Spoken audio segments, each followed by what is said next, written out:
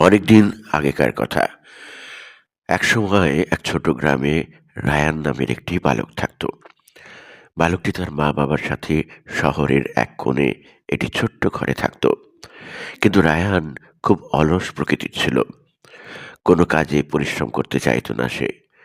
প্রতিদিন তার বাবার চাষের জমিতে সাহায্য করত। কিন্তু তার কাজ ছিল কেবল সেই সব পাখিদের তাড়ানো যারা তাদের জমির ফসলের ধান খেয়ে আসত। বেশিরভাগ মানুষ পাখিদের তাড়ানোর জন্য লাঠির ব্যবহার করত, কিন্তু রায়ান বেশি নড়াচড়া করতে পছন্দ করত না। আর তাই সে ক্ষেতের আলাদা আলাদা জায়গায় কাঠের ডান্ডা রেখে তাদের সাথে দড়ি বেঁধে দেয়। আর এইভাবে সে এদিক ওদিক না করে এক জায়গায় বসে থেকেই পাখিদের ভয় দেখাতে পারত, আর কিছুক্ষণ বসে আরামও করতে পারত। রায়ানের বাবা তার এই আলস্যপনার জন্য চিন্তিত ছিলেন, আর ভাবতেন, আমি যদি অসুস্থ হয়ে পড়ি তাহলে রায়ান সবকিছু কিভাবে সামলাবে। কিন্তু রায়ান নিজের কাজ অলসতার মধ্যেও করে ফেলত, তাই তার রাগ হতো না অত। একবার গরমের সময় তার বাবার শরীর খুব খারাপ হয়ে যায়। অসুস্থ হয়ে পড়েন তিনি। ধীরে ধীরে শরীর দুর্বল হতে থাকে তার। এবারে ক্ষেতের কাজের সমস্ত দায়িত্ব রায়ানের কাঁধে এসে পড়ল। সে চেষ্টা করতে লাগলো, কিন্তু তার পরিশ্রম করার অভ্যেস ছিল না। আর কয়েক সপ্তাহের মধ্যেই জলের অভাবে ফসল সব পচে যেতে লাগলো। রায়ানের পক্ষে সেই ফসল বাঁচানো সম্ভব হলো না। আর সেই দিন রাত্রে সে আকাশে তারা দেখতে দেখতে অনুভব করতে পারল সে কোনো কাজের নয়। তার পিতা কত কষ্ট করে দিনরাত পরিশ্রম করে তাদের জন্য ফসল ফলাতেন, আর সেখানে বাবার অসুস্থতায় এই কাজটা করতে পারল না। সে খুব হতাশ হয়ে পড়ল, আর ভাবতে লাগলো, আমি আগে থেকে কেন আরো পরিশ্রম করলাম না। এখন আমার পরিবারের আশা সব শেষ হয়ে গেছে। তার পিতা আর বিছানা থেকে উঠতে পারল না। অবশেষে তার মৃত্যু হলো। এর কিছুদিন পর রায়ান দেখে কিছু সৈনিক রাজার হয়ে এক প্রতিযোগিতার ঘোষণা করছে, আর এই প্রতিযোগিতা যে জিতবে তাকে একটি সোনার সিন্দুক উপহার দেয়া হবে। রায়ান মনে মনে ভাবল, এইটা আমাকে হাসিল করতেই হবে। কোনো কিছু না ভেবেই রায়ান সেই প্রতিযোগিতায় অংশ নেওয়ার কথা বলে। আর এই শুনে গ্রামবাসীরা হাসাহাসি করতে লাগে।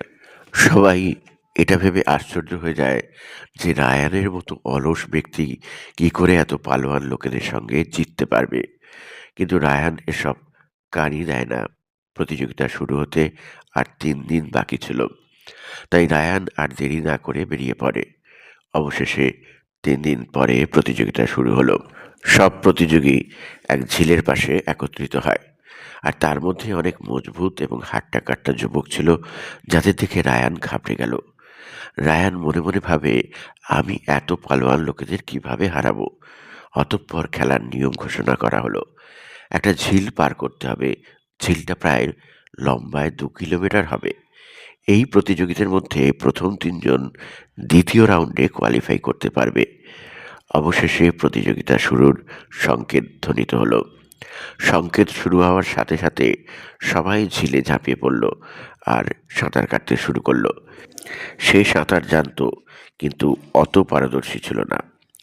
সে ভাবল, আমি যদি শুধু সাঁতার কাটতে থাকি তাহলে এই 2 কিলোমিটার সাঁতার কেটে যেতে পারবো না। আর তখনই রায়ানের মাথায় এক বুদ্ধি খেটে গেল।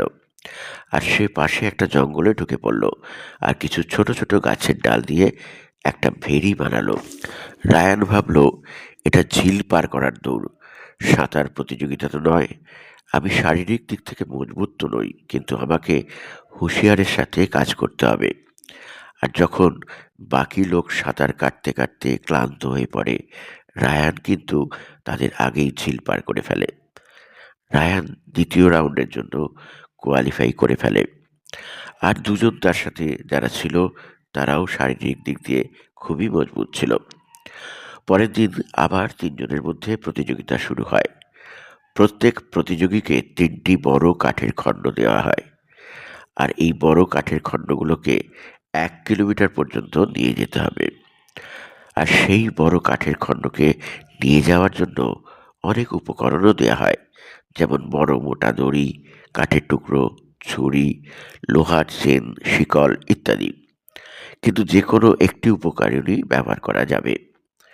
প্রথম প্রতিযোগীটি খুব তাড়াতাড়ি একটি দড়ি দিয়ে কাঠের খণ্ডকে টানতে থাকেন। দ্বিতীয় প্রতিযোগীটি তার কাঠের খণ্ডটিকে সরাবার জন্য একটি কাঠের টুকরো নিলেন। কিন্তু রায়ান তাড়াহুড়ো করেনি। রায়ান খুব ভালোভাবে উপকরণগুলো দেখে নেয় আর ভাবে, আমি আমার শারীরিক শক্তি দিয়ে এই কাঠের খণ্ডটিকে সরাতে পারবো না, তাই আমাকে হুঁশিয়ার হয়ে ভাবতে হবে। আর সেভাবে কাঠের খণ্ডটিকে সরাতে বলা হয়েছে, কিন্তু অক্ষত অবস্থায় সরাতে হবে সেটা তো বলা হয়নি। সে এবারে একটি ছুরি তুলে নেয়। চতুর্দিকে ভিড় হয়ে রয়েছে, সবাই ভাবছে একটা ছুরি কি করে এত বড় কাঠের খণ্ডকে সরাতে পারবে। কিন্তু খণ্ডটি সরাবার বদলে সে সেটিকে কাটতে শুরু করে। সে ধীরে ধীরে খণ্ডটিকে চারদিক থেকে কেটে একটি গোলাকার বল তৈরি করে ফেলে। আর যখনই বল তৈরি হয়, রায়ান অনেক সহজে তাকে গড়িয়ে গড়িয়ে 1 কিলোমিটার রাস্তা পার করে ফেলে।